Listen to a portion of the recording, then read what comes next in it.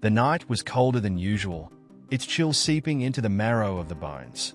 A dense fog slithered through the towering trees of Black Hollow Forest, coiling like a predator stalking its prey.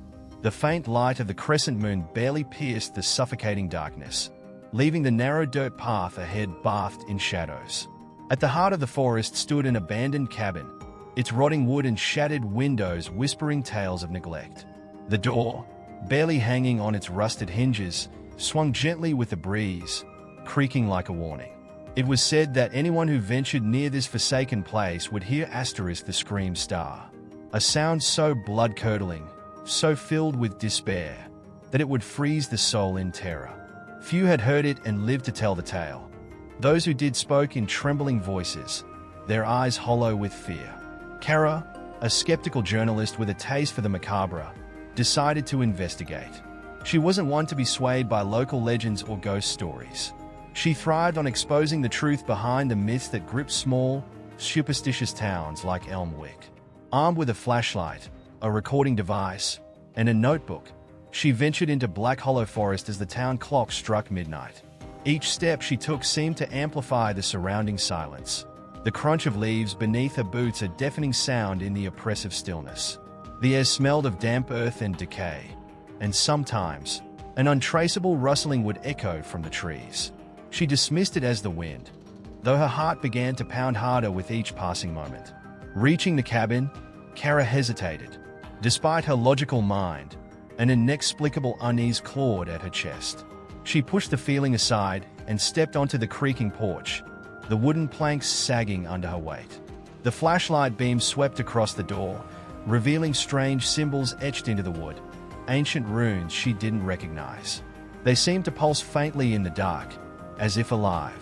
Kara's fingers brushed the door handle, and as she pushed it open, a suffocating wave of dread washed over her. The interior was worse than she imagined. The walls were streaked with what looked like claw marks, and the air was thick with the metallic scent of blood. In the corner of the room stood an old rocking chair, its seat stained dark and sticky. It rocked gently, though there was no breeze. She set up her equipment, her movements quick and deliberate. "This is Kara Hayes, reporting live from the infamous Black Hollow cabin," she whispered into the recorder, her voice steady despite the gnawing anxiety. But then, the silence broke. A faint, almost imperceptible sob echoed from upstairs. It wasn't the sound of an animal or the creak of the old house settling. It was human, female, wailing softly, as though trapped in a sorrow too deep to escape. Kara froze, every muscle in her body screaming for her to leave, but her curiosity was stronger. "Hello," she called, her voice shaky. No response, only the sobs growing louder and more desperate. She ascended the staircase, each step groaning beneath her weight. The sobs transformed into something else, a gurgling, choking noise that raised every hair on her body. She reached the top and found herself facing a single door at the end of a narrow hallway. The door was ajar. Beyond it was darkness so complete it seemed to swallow the beam of a flashlight. Kara stepped closer, her breath shallow and her heart hammering against her ribs. Then, she heard it, the scream. It erupted from the darkness with such ferocity that Kara dropped her flashlight, the beam spinning wildly as it clattered to the floor. It wasn't just a sound. It was an assault, a visceral tearing of the soul. The voice carried layers, anguish, rage, and something inhumanly ancient, as though centuries of torment had been condensed into a single, horrifying wail. The room behind the door lit up in a sickly red glow, and shadows began to writhe like living things. Kara stumbled back, her eyes wide as shapes began to emerge from the light, grotesque figures, their faces contorted in eternal screams of agony. The scream didn't stop. It grew louder, consuming the air, vibrating through her body. Her ears began to bleed, the warm trickle of blood trailing down her neck as her vision blurred. Her knees buckled, and as she fell to the floor, her recording device rolled away, still capturing the unholy cacophony. Through her fading consciousness, Kara saw the figures reach out for her, their hands skeletal and dripping with black ichor. And then, as everything faded to black, she realized the truth. The scream wasn't just a sound. It was a summons. The The forest outside fell silent once more. The cabin stood as it always had, empty and waiting. But deep within its walls, a new voice joined the eternal chorus of despair. The darkness wrapped around Kara like a living entity, suffocating and cold. Her last memory before losing consciousness was the scream, impossibly loud, primal, and utterly wrong. It burrowed into her mind like claws dragging through flesh, leaving a trail of unspeakable fear. When Kara's eyes flickered open, she found herself in the same cabin, but the air was different now.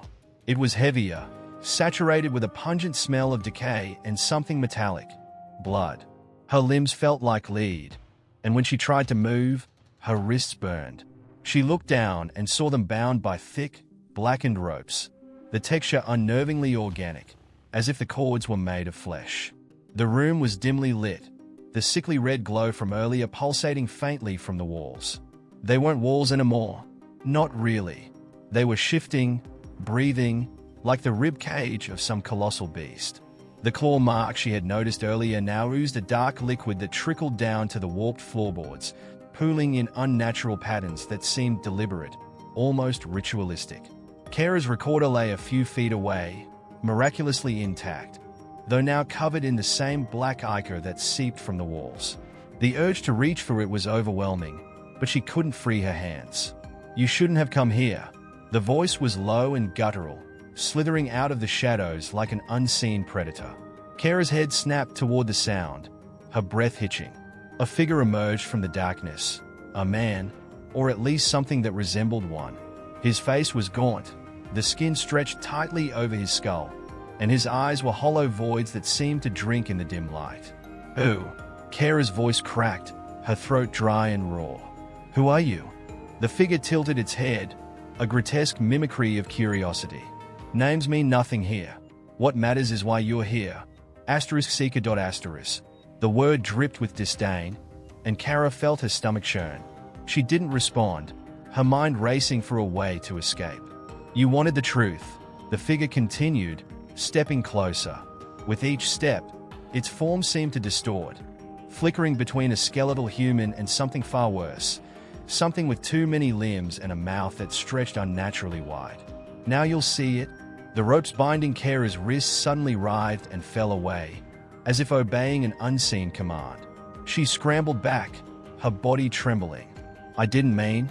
I just wanted to document the cabin." The scream.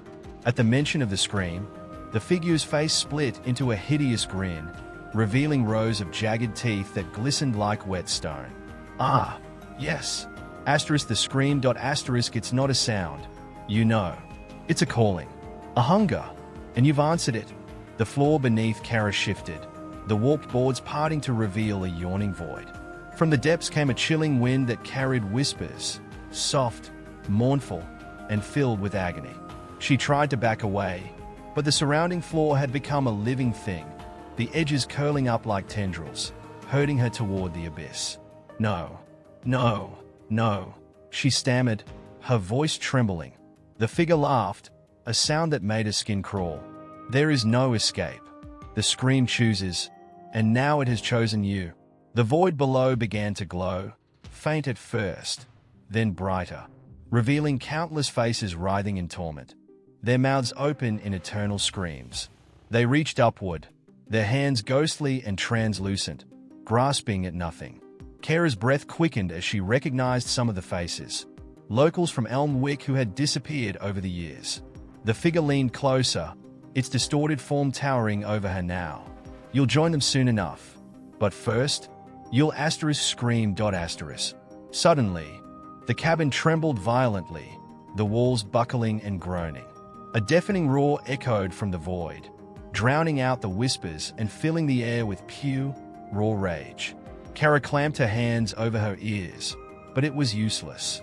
The sound wasn't just external, it was inside her head, vibrating through her skull, pressing against her thoughts. She screamed. It was involuntary, a primal reaction to the overwhelming sensation of her body being torn apart from within. Her vision blurred as the red glow intensified, the faces in the void growing sharper, their eyes fixed on her with an intensity that burned. And then it stopped. The silence was deafening, and Kara realized she was no longer in the cabin. She stood in a vast, empty expanse, the ground beneath her a mirror-like surface that reflected the blood-red sky. The figure was gone, but the whispers remained, louder now, surrounding her. In the distance, she saw a shape, a door, identical to the one in the cabin. It stood alone, a beacon in the desolation. Driven by a mix of desperation and instinct, she began to walk toward it, her legs weak but determined. As she approached, the whispers grew louder, the words becoming clearer. Asterisk, you cannot escape. You belong to it now. The scream will follow you, always. Asterisk. Kara reached for the door, her fingers trembling. She had no choice but to open it, and behind it lay the true horror. The door loomed before Kara, its surface covered in the same pulsating runes she had seen on the cabin. They writhed as if alive, each symbol twisting and wriggling like worms trapped under skin. She hesitated, her hand trembling mere inches from the handle. The whispers swirled around her, a cacophony of despair and malice that seemed to seep into her very bones. Asterisk, open it. Asterisk, they urged. Kara swallowed hard. The blood-red sky above seemed to dim, the oppressive darkness creeping closer with every passing moment. There was no way back. There never had been. Taking a deep breath, she grasped the handle and pulled. The door creaked open with a groan that echoed like a dying wail. Beyond it lay a vast chamber bathed in an eerie, crimson light. The walls were formed of flesh, pulsating and oozing dark ichor. Veins stretched like spider webs across the surface, pumping a black, viscous fluid in steady rhythm. At the center of the chamber stood a massive, grotesque figure. It was neither human nor entirely beast. Its form was a twisted amalgamation of limbs, claws, and gaping mouths, each one screaming in silent agony. Its eyes, or what passed for them, were empty voids, consuming the red glow around it. Kara felt her legs buckle as the entity turned toward her, its movements unnaturally fluid, like liquid shadow. Its presence pressed against her mind, suffocating her thoughts.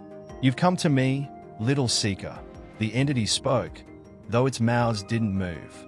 The voice was inside her head, deep and resonant, like the tolling of a death knell. I didn't mean to, Kara stammered, her voice cracking. I didn't know. The entity's laughter reverberated through the chamber, a sound that was neither mirthful nor kind. You knew enough. You followed the scream, sought its source. And now, you will be part of it. No, Kara shouted, summoning what little defiance she had left. I won't be a part of this. The entity extended one of its many arms, its clawed fingers curling in a beckoning gesture. It's not a matter of choice, mortal. The scream is eternal. It feeds on fear, on despair, on souls like yours. You cannot escape it.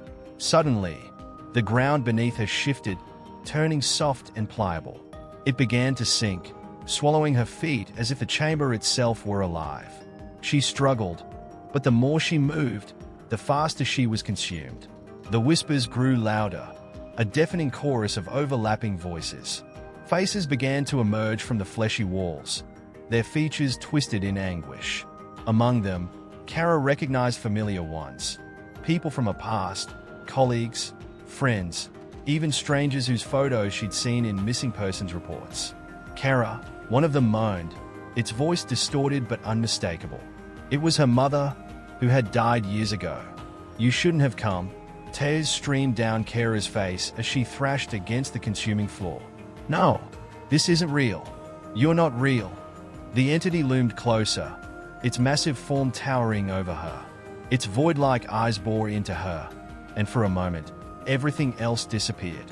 Kara was alone in the vast, infinite darkness of its gaze. You will scream, it said, its voice now a soft whisper that somehow carried the weight of 1,000 souls. And she did. The pain was immediate, an excruciating sensation as if her body was being unraveled, thread by thread. Her vision blurred as her surroundings twisted and distorted. She was being pulled into something deeper, something worse. Her scream wasn't just a sound. It was her essence, her soul being stripped from her body. She felt herself unraveling, dissolving into the cacophony of voices that surrounded her. her consciousness fragmented, each piece joining the others in their eternal torment. Yet, even as she faded, a small part of her clung to awareness, forced to watch as the entity consumed her entirely. She became one with the scream, her voice joining the countless others in an endless wail of despair.